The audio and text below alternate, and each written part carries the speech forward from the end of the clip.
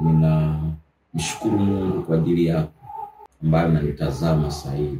Niko hapa, nina jambo moja muhimu sana kwa ajili yako. Katika kitabu cha Mwanzo 16 mstari wa 7 anasema, malaika wa Bwana akamwona kwenye chemichemi ya maji katika jangwa, chemichemi iliyoko katika njia ya kuelekea Shuri. Akamwambia Hajiri, wewe mjakazi wa Sarai, unatoka wapi? Nawe unakwenda wapi? Akanena, nakimbia mimi kutoka mbele ya bibi yangu Sarai. Malaika wa Bwana akamwambia, rudi kwa bibi yako, ukanyenyekee chini ya mikono yake. Malaika wa Bwana akamwambia, hakika nitakuzidishia uzao wako, wala hautahesabika kwa jinsi utakavyokuwa mwingi. Malaika wa Bwana akamwambia, tazama, wewe una mimba, utazaa mwana wa kiume, nawe utamwita jina lake Ishmaeli, maana Bwana amesikia kilio cha mateso yako. Hili neno linatuonyesha jinsi huyu mama alikuwa katika hali fulani ya maombi, akilia, anapitia kwenye mateso.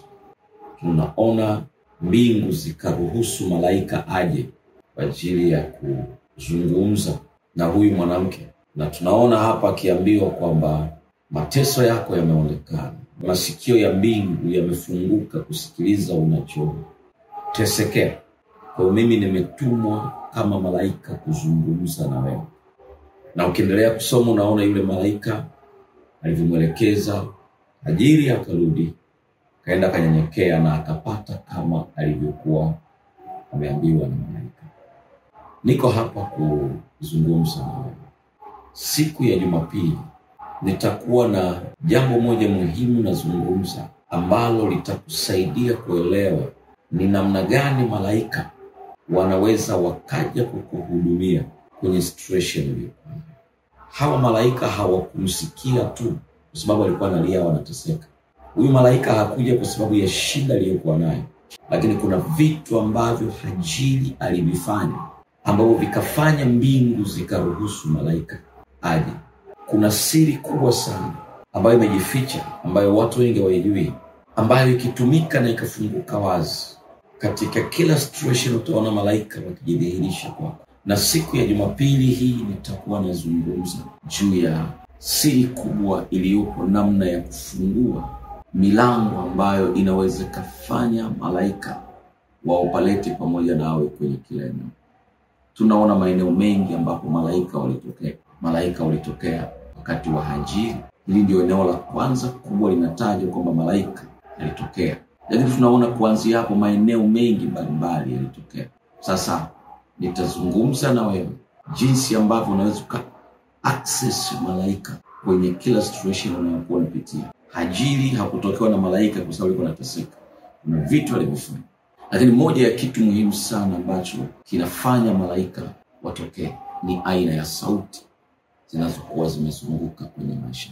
Kusoma kwenye kitabu cha Zaburi ile 103 mstari wa 20 anasema, nitaanza 19, anasema, Bwana ameweka kiti chake cha enzi mbinguni, na ufalme wake unavitawala vitu vyote.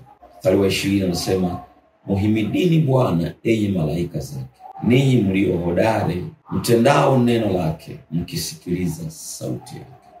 Kwa hiyo malaika hawawezi kutokea kwenye maisha ya mtu mpaka kuna aina ya sauti wanaisikia. Kama hawawezi kusikia sauti ambayo iko connected na mbingu, malaika hawezi kuja. Sasa nitakufundisha namna ya kuongea sauti kwenye mazingira yako, ambao malaika wakiisikia hiyo sauti utaona wanakuja. Siku ya Jumapili kuanzia 1:30 asubuhi nitakuwa na hilo somo nikizungumza namna unavyoweza kuaccess malaika kwenye maisha, namna ambavyo unaweza kuruhusu sauti ambazo zinasikika na malaika. Malaika hawezi kusikia kila sauti. Kuna aina za sauti ambazo zikiwa zimezunguka maisha yako, wako malaika watakuja kwako. Ninakualika siku ya Jumapili. Nakualika siku ya Jumapili usikose. 1:30 kamili Jumapili hii usikose. Nitakuwa nazungumza ni aina gani ya sauti ambazo malaika wanazisikia na namna ya kuzungumza hizo sauti, ili hawa malaika utawaona kwenye biashara, waona barabarani, waona kwenye kazi, waona kwenye familia, utaona kama alivyoona Hajiri wakimsaidia na kumwelekeza. Kanisa letu lipo Kilombero, Ruaha. Popote unapotokea, unatokea Dar es Salaam, unatokea Morogoro, unatokea Ifakara, shuka Ruaha, Kilombero, mlima wa Neema. Uliza mtu yeyote hapo Kilombero, iwe ni wa boda boda, iwe nani, atakufikisha hapo mlima wa Neema. Kama ni gari zinazopita, waambie nishushe kituo cha mlima wa Neema.